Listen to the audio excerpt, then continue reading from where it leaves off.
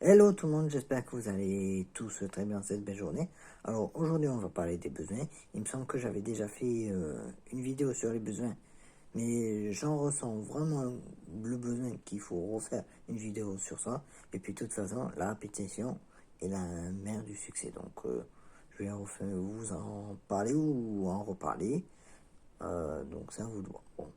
Alors, il y a 5 grandes familles de besoins qui sont déjà en premier les besoins physiologiques, logiques. Il y a aussi les besoins de sécurité, le besoin d'amour et d'appartenance, le besoin aussi d'estime et le besoin d'auto-actualisation, pardon pour le bégaiement. Alors, dans les besoins physiologiques, on a le besoin de respiration. Bon, ça, il n'y a pas besoin de trop expliquer parce que de toute façon, si on ne respire plus, on meurt. Le besoin de nourriture, si on ne se nourrit pas, ben, on va plus pouvoir apporter l'apport en nutriments à nos muscles et à nos corps. Donc après, vu que notre corps a besoin quand même de ces nutriments, il va les prendre par exemple dans les muscles et tout ça, ce qui va les abîmer. Et puis après, par exemple, si vous abîmez bien fort les muscles de vos jambes, vous ne pourrez plus marcher par exemple.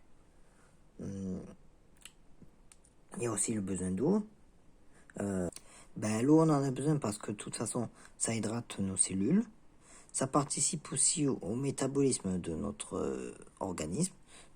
Et ça, par exemple, le transport des globules ou des nutriments. Ça permet aussi l'élimination des déchets par l'urine et la transpiration. Parce que oui, quand on urine et quand on transpire, on élimine des déchets. Il y a aussi le besoin en sexe. Bon, je pense que j'ai pas besoin de faire plus d'explications que ça. Bon, après, il y en a peut-être qui n'ont pas forcément besoin de ce.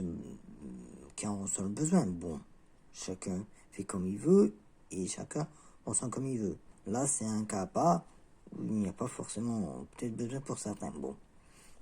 Après, j'en sais rien pour ça, s'il y en a qui n'ont vraiment pas ce besoin-là. Bon, de toute façon, là, c'est en fonction de chacun. Alors, il y a aussi le besoin du sommeil. Bon, le sommeil, si on ne dort pas, déjà, il y a les fonctions cérébrales qui vont déconner.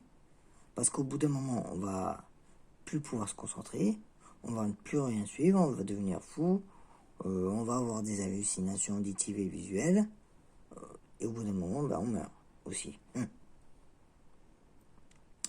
Alors, il y a aussi l'homéostasie.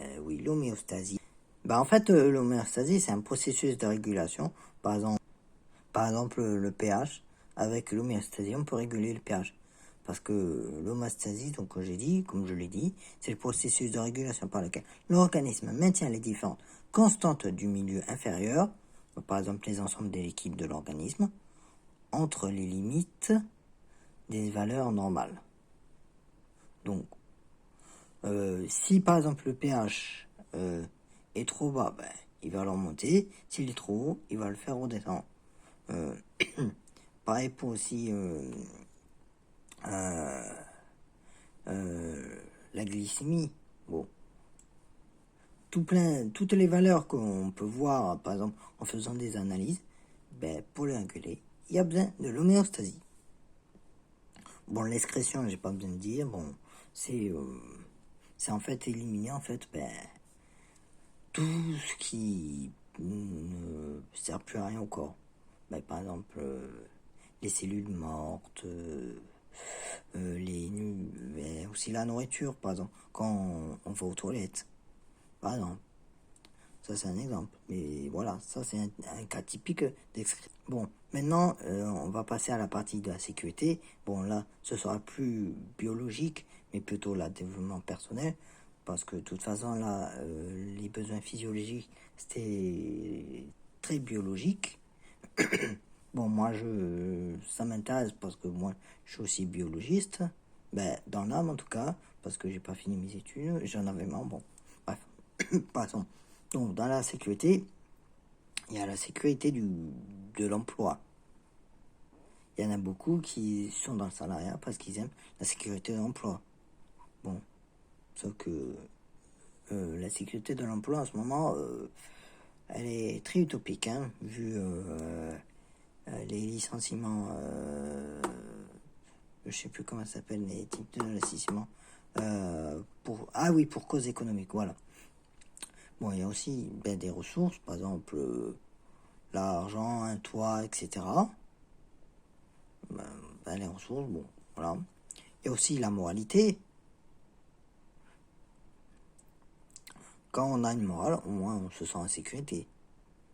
Alors que celui qui n'a pas de morale, il n'aura aucune sécurité parce qu'il fera tout et n'importe quoi.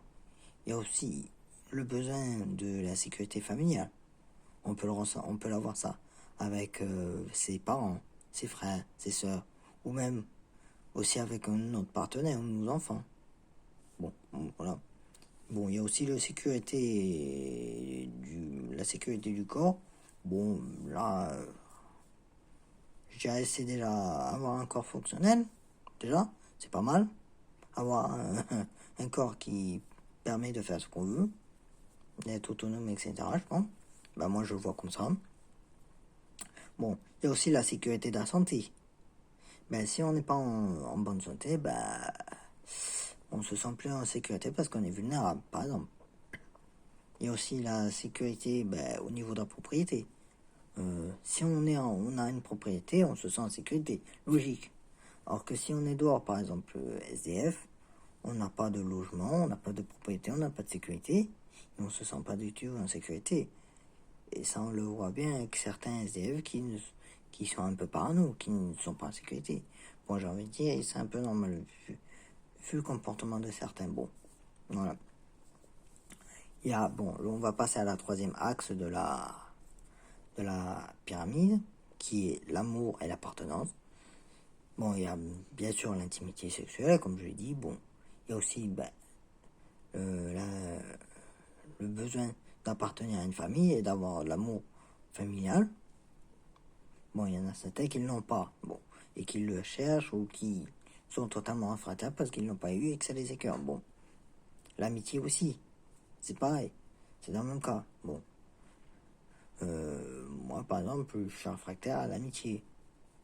Bon, je fais un effort maintenant, mais j'avoue qu'avant, moi avoir des amis, non, ça m'intéressait pas du tout.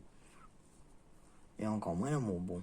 J'avais pas de problème au niveau de l'amour familial. Mais bon, voilà. Il y a aussi l'appartenance, par exemple, à des groupes religieux, par exemple, ou les groupes philosophiques, ou les groupes, par exemple, d'espace-temps, par exemple, ceux qui font du scrapbooking, ou une collection de thèmes, ou un club de pêche, etc. Ça, c'est des groupes, donc c'est une appartenance, ou même les assos, c'est aussi une appartenance.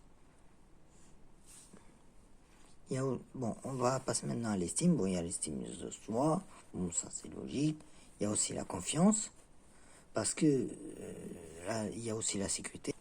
Il y a aussi le respect des autres, le respect aussi par les autres, parce que l'estime de soi c'est important. Quelqu'un qui n'a pas d'estime de soi, il va se rabaisser, il va pas avoir confiance en lui, et ce qui va l'empêcher de faire beaucoup de choses et de s'épanouir, de se développer. Et ça va l'empêcher dans sa réussite. Alors qu'en plus, s'il réussit, il sera heureux. Donc ça va booster son estime de soi. Bon, il y a aussi l'aspect des autres.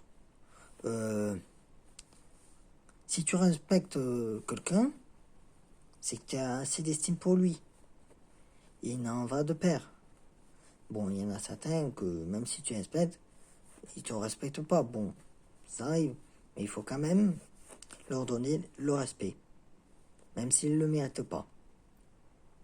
Parce qu'au moins, toi, tu sais ce que tu veux. Et eux, tu t'en fous de ce qu'ils pensent ou de ce qu'ils disent, machin. Et ça, je l'ai appris il y a peu de temps. Que ça illustre bien l'expression. Il ne faut pas faire ce qu'on n'aimerait pas qu'on nous fasse. Donc, voilà. Bon, il y a la dernière grande famille des besoins. L'auto-actualisation. C'est l'actualisation, la moralité, la créativité, la spontanéité, la résolution des problèmes, l'absence de préjugés, l'acceptation des faits. Ben, ça, c'est un travail sur soi. Par exemple, si on a une bonne morale, ben voilà, il faut changer aussi sa morale, parce qu'il y en a certains, c'est peut-être un peu étriqué. Il y a aussi la créativité. Si on n'est pas créatif, si on ne laisse pas si on ne laisse pas développer sa créativité, par exemple, en faisant des chants, en écrivant, en peignant, etc., ou en faisant même de la musique, eh ben, on va pas développer notre créativité. Et et ça, ce n'est pas non plus très top. Parce que la créativité, ça ouvre beaucoup de portes au niveau de soi. Et ça aide à se comprendre. Bon, il y a aussi la spontanéité, parce qu'il y en a beaucoup en plus.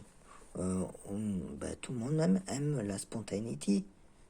Si on n'est pas spontané, ça va coincer dans beaucoup de domaines, pro, même conjugal ou familial. Bon, il y a aussi la résolution des problèmes. Si on ne peut pas résoudre un problème, si on ne sait pas les résoudre, c'est simple. On ne sera jamais autonome. Et bon, l'absence de préjugés, ouais, il faut avoir une absence de préjugés, parce qu'il n'y a que des préjugés, et ça, les préjugés, ça a pour but de diviser, alors qu'il ne faut pas se diviser, mais plutôt s'unir. Bon, il y a aussi l'acceptation des faits. Dans le sens, par exemple, si on fait une connerie ou machin, que c'est nous, il faut le reconnaître, il faut accepter que c'est notre faute, par exemple. C'est un exemple. Mais il faut reconnaître aussi qu'on n'est pas non plus fautif à H24, ou tout le temps. Et ça, il y en a beaucoup qui aiment jouer sur ça. Je vais vous donner une anecdote. Donc l'anecdote, c'est qu'en fait, il y a à peu près 30 minutes, on m'appelle pour me refixer un autre rendez-vous pour un rendez-vous qui ne s'est pas effectué mardi. Et la personne ose dire, je sais pas si c'est volontaire ou pas, peut-être, que c'était genre pas ma faute parce que je ne m'y étais pas présenté. Sauf que on m'a pas dit si c'était par téléphone ou si c'était par une plateforme comme Zoom ou Google Meet ou Google Teams ou machin ou Microsoft Teams ou autre plateforme de ce genre-là ou si c'était en physique. On m'a dit qu'on devait me envoyer une confirmation la veille. On m'a rien envoyé. Donc moi j'ai attendu. J'ai même attendu le temps que j'étais dans la salle d'attente pour le médecin pour redemander une ordonnance de Ventoline. Et là on me contacte 2 jours après pour dire entre eux que c'était genre ma faute. Mais non, c'est pas moi. Moi j'ai attendu. Par exemple là, la personne, elle a rejeté la faute sur moi. Moi, j'ai accepté que ce n'était pas de ma faute, parce que ce n'est pas de ma faute. Parce qu'il y en a beaucoup qui me donnent des rendez-vous et qui n'y tiennent pas leur rendez-vous, à leur engagement. Alors que moi, si. Mais bon, bref. En tout cas, j'espère que je n'ai pas trop bégayé aujourd'hui. Je sais pas pourquoi je bégaye. Bon. En tout cas, j'espère que cette vidéo vous a plu. Et oui, on a changé de décor entre deux parce que j'ai voulu changer de décor. Bon. Et je vous souhaite à tous une très bonne journée. Et je vous dis à la prochaine pour une nouvelle vidéo. Ciao, ciao.